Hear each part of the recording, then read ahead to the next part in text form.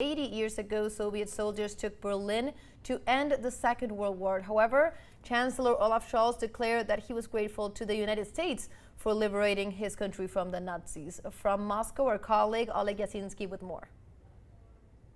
Hace 80 años, los soldados soviéticos tomaron Berlín.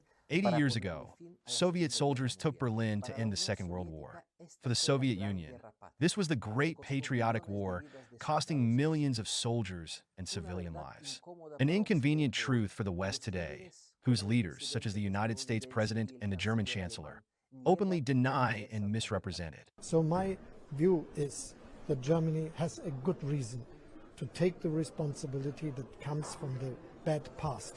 We are very happy about the United States that freed our country and helped us to become a democracy again. Cambiar la historia se ha convertido de hecho. Changing history has in fact become a weapon against Russia. Demerit the effort and sacrifice of the Western Soviet people to justify United States hegemony on the European continent. En el continente europeo. Scholz wants to insult the Russian people, intentionally, to please the U.S. deep state.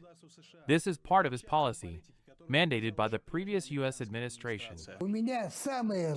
My best prizes were for the victory over Germany and for the capture of the city of Berlin. Russia was also not invited to the 80th anniversary celebrations of the liberation of Auschwitz by the Soviet Army. Its absence from the commemoration events is more than an insult to the memory of those who gave their lives to save the world from Nazism. Rewriting history to suit political interests is a way of creating new conflicts. Es una forma de crear nuevos conflictos. In the concentration camp, people came up to us. They wanted to touch the stars. They were trying to convince themselves that the Russians had come and liberated them. They were all like skeletons. It was impossible to stay there for more than 3 minutes. It was scary to watch. It was impossible.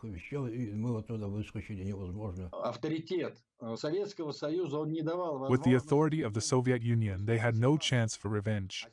And now, for the first time in many decades, they have the opportunity. And they are taking advantage of it in every possible way. It is enough to listen to the absolutely disgusting statements of almost all European leaders. And first of all the French, Germans, and English.